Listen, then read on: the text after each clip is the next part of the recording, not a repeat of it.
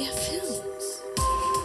We watched some films. Now let's talk about Cool. So, as I said, we are talking about The Platform. This is a film from 2019. It is available on Netflix. If you have it, definitely give it a watch before we're not able to share passwords anymore. And it's about and the span because it is Spanish. It's a Spanish language, so embrace those subtitles.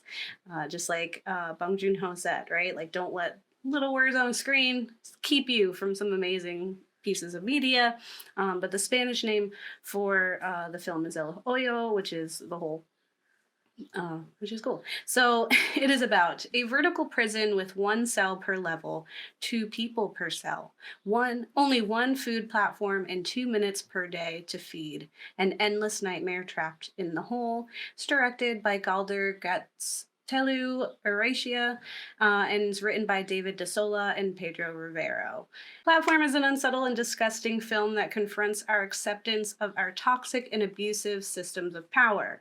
The film, similar to Bong Joon-ho's Parasite in message and dissimilar in its cinematic grace, challenges the efficacy of capitalism. Set in a vertical prison of an indiscernible number of floors, each floor is a simple single room of concrete that houses two individuals. The rooms have two cement beds, a sink, a toilet, and a giant square hole in the center, offering a view up or down to the other rooms. Even more than our prison systems today, privacy is terribly out of the question.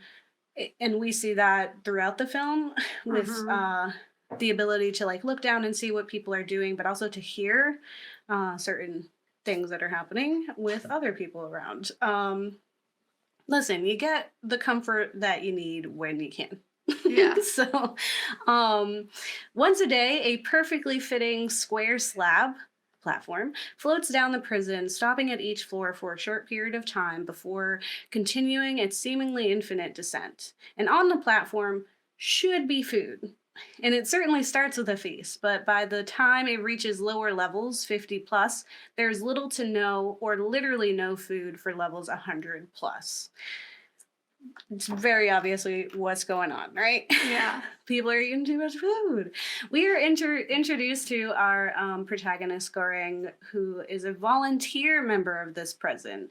He has agreed to a 6-month sentence in exchange for an accredited degree, which is laughed at by his cellmate, who is there because it's a prison and he committed a murder or manslaughter. It wasn't intentional, so it was manslaughter. But he did that, and we find out all the different reasons for some of the other folks who are in there.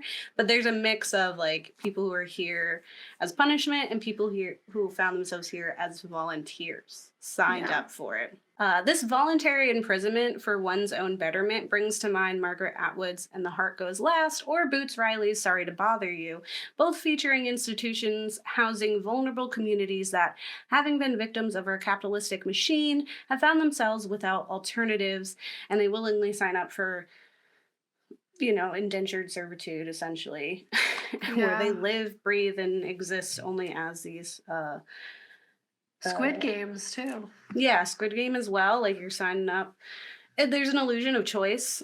And that's, like, what capitalism is an illusion of choice as well. Yeah. So, but because of this, because they're volunteering to come in here, you have to wonder at the condition of the world outside for a 6-month prison sentence to seem an acceptable answer to the problem of poverty. Yep. In Goreng's case, he joins to quit smoking and to earn this degree, a degree that undoubtedly will be as meaningless as his kicked nicotine addiction. Yeah. Signing up for voluntary incarceration to earn a diploma is a direct reflection of our current educational system. Starve for a piece of paper that does not guarantee success nor a way out of poverty. Yep. But we have a whole generation of people currently dealing with that. Yeah, people who worked because they were told all this time this piece of paper is going to help, elevate you, get you out of the your current bracket, right? Allow you to just raise yourself and the people around you out of this, and that's not true because they just keep raising what that limit is, and they make it really expensive to do that. Yep. Anyway, each month the residents of these stone rooms are knocked out via gas and moved to a new level. The level designation appears to be entirely random. No amount of good behavior impacts your status, and at any moment you can earn or lose privilege. This a seemingly random system changes its message from one overtly about classism, where in Parasite the levels between the different classes is potent and harmful. In the platform, we are all in this together. That fear of not knowing where you'll be next, the instability of your station does little to alleviate the stress of the lower levels, nor provide an atmosphere of security when you are on the higher levels, right? Yeah. Even knowing that in a month's time, if you can survive this level, you might be in a better level. You also might be in a worse level. So it doesn't help you if you're on the lower levels. And then if you're at the top, you know that it could be stripped from you at any moment. Right? Yeah. And so then you end up abusing the system out of fear. Yeah, They're 'cause you're all like, I fear just don't want to responses. be down there.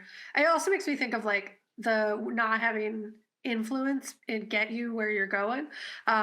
Like you can't help where you're born or who you're Hmm. born to be, and that Yeah. like their position within the system is influenced immediately by who you're born to, and that you have no control over that. Yeah. And even still, like you find in the film too that even our outside prejudices Hmm. inspire the way that we interact with other people. So even though at one point we encounter a black man on level six, which is at the top, he's still treated terribly. Mm. I was like, it doesn't matter where you are. Like we're still bringing um, those like ideas and beliefs with us on like, and then it just compounds, right? Based on where you were and where you end up, and if you survive. Yeah. And it's like at what cost? Because you were forever changed, right? Yeah. It converts you into this person who did anything they could to survive, which is oftentimes someone pretty awful. Yeah. When it's like just for you to survive, not for everyone to survive. And even then, anyway, this frequent change and the understanding that those above are also acting out of those same pressures generates a cyclical pattern of desperation, anxiety, and selfishness. Gorings first wakes up on level 43 with his roommate Trimagasi, who's a nasty old man that I dubbed Viejo Malo. He's terrible. And he corrupts Goring's first experience. And when Goring suggests that they take only what they need, because obviously, like the platform comes down, he's like, "Why are you eating all that food? Really gross. Like you don't have to make all those noises." He doesn't say that, but it's implied. Yeah. Trimagasi explains, "Are you a communist?" Like, or Yeah. he responds like, "Are you a communist?" for suggesting that we ration it out. And he continues saying like, "It would be fair to ration the food. It's gonna like I don't know how many people are down there. We don't need it all, Yeah. right? Like our bodies can survive with minimal." And Trimagasi responds that up there they won't need a communist. Yeah. Yeah. So the Well, because answer they're seems not going to be that. They're gonna. yeah. Yeah. They don't care about the people below because now you're good. You have Yeah. food now. Yeah. Yeah. So the answer seems obvious, though we don't know how many floors there are. It would stand to reason that those in charge of El Hoyo would have provided enough food for everyone had they only taken their share. Yeah. Right. This is confirmed when later Goring finds himself with a new roommate, an administrator who'd interviewed him for his place in this prison. Because remember, he volunteered and he had to interview. And he keeps asking too, in all the interview process, he will ask continually, like, "Does that mean I'm accepted?" And she's like, "Not yet." And Yeah. it's like, of course he's accepted. But also, like, why is he so stressed? Yeah. But she hypothesizes that if everyone ate only what they needed, the food would reach the lowest levels. And she suggests that there are only 200 levels. Yeah. And her naivety and understanding of the facility from someone at the top uh, because she is someone who is responsible for sending people to this horrible place. And Yeah. she has this like warped, like you have to believe it when you're contributing to the problem, right? You have to believe it's not that bad. And so because she had that belief, she volunteered herself in here. And that ultimately brings about her end, just not understanding the Yeah. severity of the place and that it's hopeless. Yeah. She does put a lot of hope into Goring and had actually picked him because she is someone who's a part of the administration. She was able to pick where she goes, and she picked Yeah. him. Yeah. In her interview with the director for on Collider, they explain the reasoning behind the administration holding interviews at all, saying Goring is meat for the platform. They'll accept him no matter what. But that way of approaching the interview by the administration makes it that access to the platform is shown as a great opportunity, as a luxury to aspire to, when it is actually your perdition. I'm sure we've all been through the same job interview like this, where it seems like I'm gonna make it. This is it. Did they pick me? Like that's always the thing for me. Like in job interviews, it's like you should be picking them. The same way when you're looking for an apartment, if the landlord makes you jump through hoops, it's like you should want me. Yeah. You And should like, want your place filled. well, because it gives the illusion that workers don't have power. And also just like the whole idea is like, why do you want to work here? Because I need money to survive. Yeah, That is the only that's reason. it. You know, Why do like, you want me to work here? Yeah, exactly. Why like, should I work here? yeah, and it just ties back to them like not wanting to recognize the power that the people inside could have by making it seem like it's this grand thing that they need to aspire to achieve. Yeah, Yeah. exactly. As we've mentioned, this film is obvious. It is very unsettled. It's an obvious commentary about our current systems and specifically society's instinct to find excuses instead of making the necessary sacrifices that will provoke change that would benefit not only those below but themselves, who at the time may find themselves at a lower level someday of Yeah. life, lower level of life. Right, so the idea is that, and we've said this too on our show many times, that change and making like being proactive about making those changes will be uncomfortable first. Like we have to Yeah. go through a lot of discomfort. We have to give up a lot of things that we have taken for granted so that we can shift things and then make things more equitable. But we have to go through a moment of discomfort first. And if you come from poverty or scarcity or places where you were uncertain and things were scary in that way, it is a Mhm. lot harder to give up what you have, even if you know it's only for a moment. Yeah, because trauma. Poverty Yeah. is trauma. Yeah, So, straight up. yeah. It's psychologically damaging. And in this, it's like a very small group. Well, it's not small, it's a lot of people, but it is like, like a concentrated group and experiment, but it's definitely a bigger exploration of the effect that it's having on everyone in the world.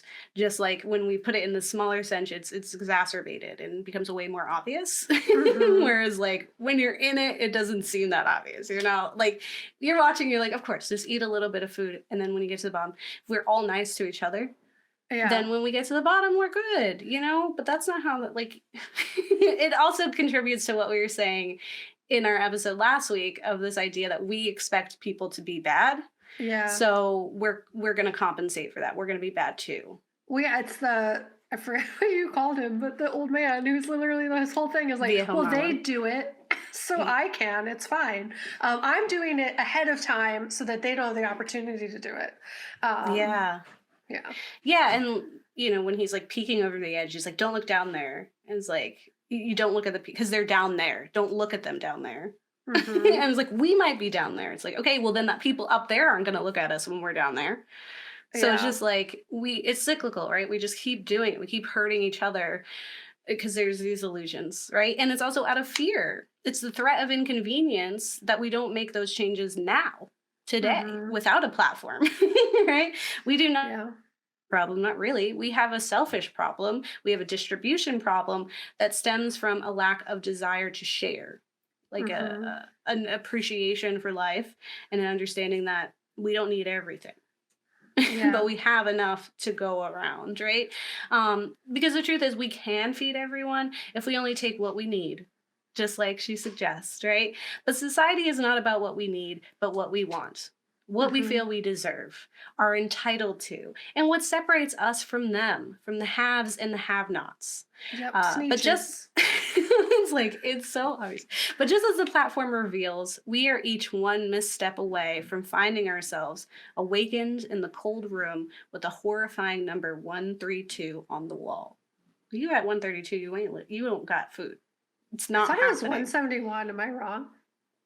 He ends up on 132. He ends up on 171. Okay, okay. He ends He's up there in for multiple 6 months, places. and he Yeah. gets through 5 Yeah.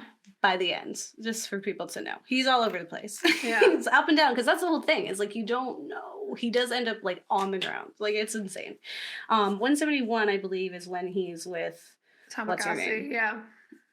Yeah. So, in that same interview, when asked what the administration was trying to accomplish, director Gatsulu Arisha diminishes their power and motive, reducing this unseen force to nothing but something to point at and blame while we continue to make the same mistakes. Right? It's just a figurehead, something to say, well, they did it. It's their Yeah. fault. Okay, they didn't give us enough food. And it's like, they did. Well, they put us in this hole, but you did. You put Yeah. yourself in this hole, whether by volunteering or through your own actions. Yeah. Like that's one of the things with Viejo Malo is like he's constantly like it's not my fault, Yeah. right? Like it's not my fault they put me here. It's not my fault. It's I didn't want the TV, so I threw it out the window and murdered some guy, right? It's not my fault that the guy was walking by. It's not my fault that I'm eating all this food and the other people can't eat. It's not my Yeah. fault that we're both on this bottom rung and I'm gonna try to eat you. Yeah. Right? Every single time he's like, you did this. It's everyone else's fault but my own. And that's just like Yeah. the world. So essentially what he goes on to say is that's a minor issue. The motives of the administration. What matters is what each of us do with the cards that we got. This happens at the level at which we are at. Of course, we have to protest and report injustice, but are we going to keep shielding ourselves so that the others, people or power structures, do it wrongly so that we don't do what we have to do? Like, keep allowing them to make those mistakes. Yeah. So we don't have to do anything about it because we can say, they're doing that. He goes on to say, as I said before, this is a social self-criticism. I don't feel authorized at all to tell anyone what to do. The film only aspires to expose, not to indoctrinate or to lecture. And of course, there are many who do what they have to do, but most of us spent the day looking for excuses. Just flat out. Yeah. Right? Like we just like he's making excuses, but so does the administrative worker who ends up in there. She made excuses. Goring makes excuses. Every single person in there has excuse Yeah. for why they're not actually doing anything they need to do. Yeah. Except for Baharat. He's precious.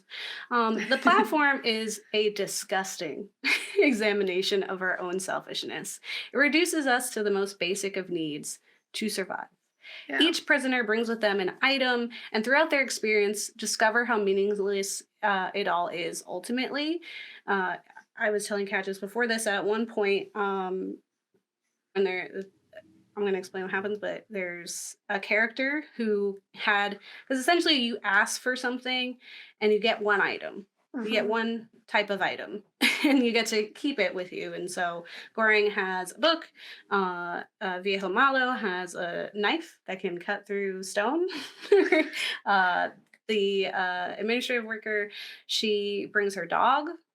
That's her item, which is like so cruel, but I get it. But it's also very cool. I was super stressed for that dog, Yeah. rightfully so. Just so people know, don't want you if you love dogs and that's triggering for you. But one guy has like a bunch of money, and at the end he just like is throwing it because it's like the idea is like you ask for all this money because you're thinking, okay, when I get out, I still have all this money. Yeah. But you don't get out, dude. Like you don't get out of this system. So money is Yeah. meaningless. Money is just always meaningless, but it's exceptionally meaningless here. Yeah. So Also, like in this scenario, it's extra meaningless. Like yeah, because you can't. People aren't going to survive. They can't eat the money. So Yeah. like like they're not going to take the money in there anyway either. yeah, even Goring at one point is eating his book to Yeah. survive. Like he's literally eating paper. Yeah. Like I get it. And then there's a dog, so Yeah. so yeah, it's all meaningless. And in the dog eat dog, or sometimes cellmate eat cellmate world of Eloyo, nothing matters. The film does leave us with a complicated ending that could be interpreted as potentially hopeful.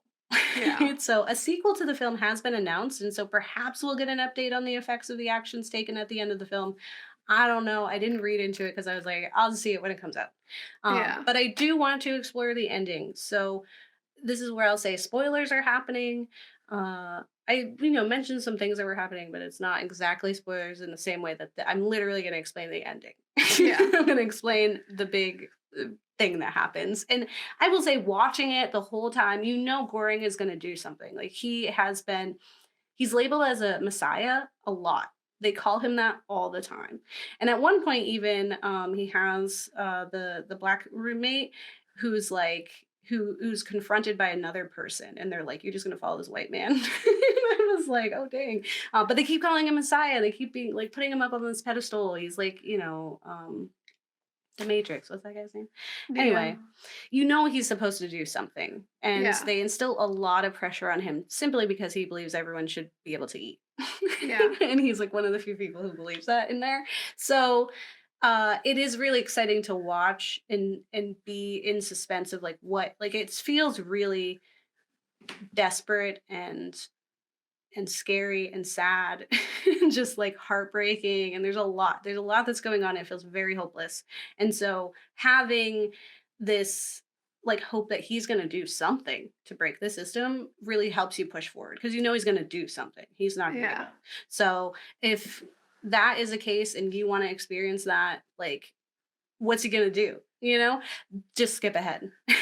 Otherwise, if you're not watching this gross movie, it is not good for your tummy. Totally get it. You also love dogs. You don't want to see something happen to them. You also don't want to see gross body things and Yeah, feces. you can read about it. Like you can read about it, and You can listen how to this you episode. can listen to this episode. You can read articles about it. You just still get the gist without putting yourself through that. If that's Exactly. not something you want to be doing, and that's Yeah. okay. So either skip ahead if you're going to go watch it, or stay tuned. Here we go. So, after a truly harrowing and heartbreaking journey through several levels up and down, and roommates who now haunt him, Goring wakes up on level 6. Level 6, way up there in the heavens of the platform, with Baharat, who's a black man with very strong beliefs. And Baharat believes he can climb to the top if only the others above him would help. He has requested a rope, and he has to toss it up, just hold on to it, and let me climb. That's all you Hmm. have to do is you literally have to reach out your hand and lift me up. Yeah. It's so sweet and it's so passionate. He's a precious, precious human. Um and now that he is at level 6, right?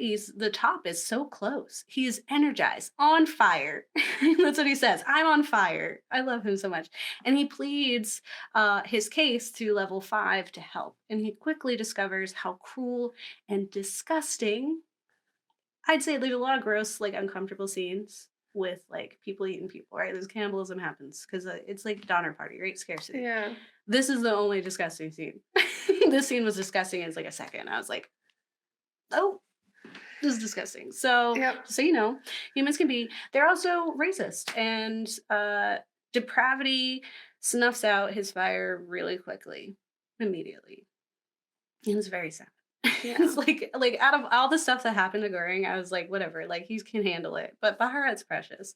So no longer content with simply surviving, Goring desires to break the system and to send a message to those up top, not to the administration that certainly do not care, right? They're not going to listen. They are that meaningless thing up in the sky. That's the 1% that's never going to see us, right? Yeah. But instead, they want to get a message to level 0 because level 0 may have people close enough to the issues to listen and also Hmm. close enough to power to do something about it. Right. So he and Baharat decide to climb upon the platform and distribute the food evenly so that the food makes it all the way to the bottom. Right. And Gore, because then it's like it worked. We helped Yeah. each other. We solved the problem, or we solved the puzzle. Yeah. Like we get the star. Like we did it. We worked together, right? And Gordon explains that because the one administrator, she had said there's 200 levels, but he calculates that there's 250, and honestly, there probably isn't enough food on the platform. So he says that the top 50 levels always get enough food throughout this month so they can handle one day of fasting for the cause. Yeah. It's like fast for a cause. Right. Yeah. And so they essentially try to keep food from the first 50. And when they are met with resistance, Baharat beats them into submission. He Yeah. kicks their butt. He's like, sorry. He does try to use words at one point after being inspired.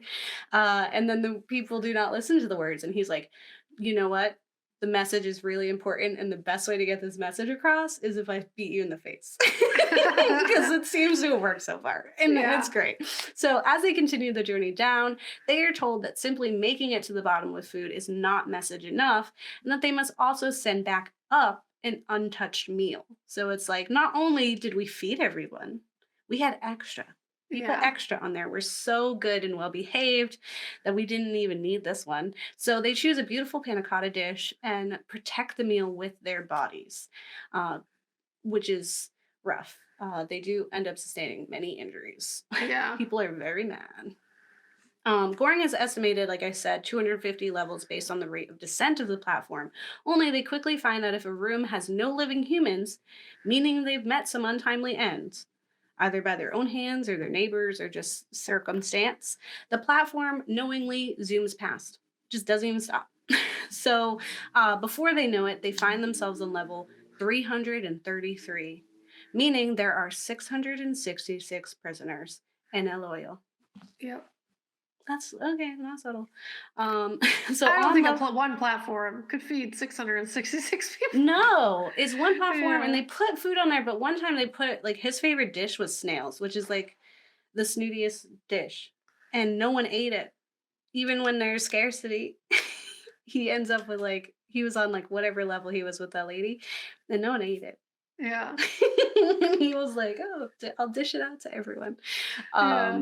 It's yeah, it's a whole time. But on level 333, this is the big spoilers time. They encounter a young girl. Throughout the film, there has been a woman traveling via the platform looking for her son, though we're told later that not only are there no children under 16 allowed in the hole, but that she doesn't have a son. That she actually signed up to be in the hole so that she could be famous, presumably with the goal of losing weight. She says something like she wants to be the Asian Marilyn Monroe or something like that. God, yeah. And that she just snapped. She's only been in there like 10 months and she's just insane or whatever. Stress, you know? So, but there is a girl here and she's very young. She's presumably healthy and clean, which is bizarre because all we've seen is blood for at least like 20, 30 of these levels. And she's hungry. So Baharat and Garang come to the conclusion that the panna cotta that they are preserving is not actually the message, but rather that the girl is. So they let her eat it. And they essentially decide she's the one who's going to go to the top. And Baharat dies. He succumbs to his injuries. It's really sad, stupid. And then Goreng is going to go with her. And then one of his delusions is like, Viejo Malo is like, you don't need to go. The message doesn't need a bearer. Yeah. She could do it all by herself. And so then he just like chills out with his hallucinations at the bottom of the platform. He's just like in the nothing. It's crazy. But this girl's on the platform and we're left in the film with her rising to the top. Mhm. So essentially, she's the future, right? She's the hope. She's the next generation's burden to shoulder. This hope that they can break the mold and the system and raise us out of the hole that we're just stuck keeping each other in. Yeah. It also makes me think of like the solution to the entire problem of like this is that we need to start existing with the expectation that we might not see the benefits of whatever decisions we make, the sacrifices or things that, like maybe we don't get to see the solution for. Mhm. And that like we need to just accept that as fine because there are people who are going to live and be here on this planet. And for that to happen in a way that isn't just like this cyclical, sad, awful time, Mhm. people are going to have to make like sacrifices for that future, as you said, like be uncomfy, stop embracing temporary convenience for long-term awful. Um, and yeah, just accept that, like, if we're gonna send, I guess that's what Greg is doing. Like, he's saying, all right, cool. I don't need to see the world now. This kid Hmm. is gonna do it. Or like, Like, well, I'm not the Messiah, right? yeah. It's she is. Like, I was just here to make sure she could get there. Yeah, and there was an interview that the Black Tribbles did of Substantial that Isaiah talks about sometimes, and it was that, like, he said to, like, in the industry, the person who's first through the door ends up the bloodiest, so that it's easier for other people to get through the door. So that made me think of this, in that, like, they had to go through a lot of ouch to get down to Hmm. that bottom floor so that she could go up to the top and also eat. Easier, Yeah, easier, and like be fed and like survive the healthy. Yeah. situation. Yeah. Well, it's like if we plant a tree, right? We are not going to live long enough for us to like be under the massive like leaves and the shade, right? But we Hmm. should still plant that tree, right? So that Yeah. our the next in line get to benefit from that tree in the many ways that trees benefit us. And so it really is just like us accepting that we yeah, we have to do the work that we might not actually see but still Hmm. matters, and we have the power to do it, to work through the bloody system so that we can elevate the next generation and Yeah. not And be in a like, hole. exactly. And there's like so many other cultures that act with this like collectivism or like even just like benefit for their future generations. Hmm. And I feel like capitalism just goes so inherently against that that it's just like, oh, Yeah. because it's all about individualism. It's like half of what they teach you in history that like when you go to the college that gets you nowhere financially. Something I learned a lot about is just that, like, like the whole, there's one, lots of cultures that like generational success is the priority, as well as this like capitalism itself just goes against the idea of collectivism. It's all individualism motivated. So you're not going to get generosity from a system that rewards selfishness. Yeah, Um, exactly.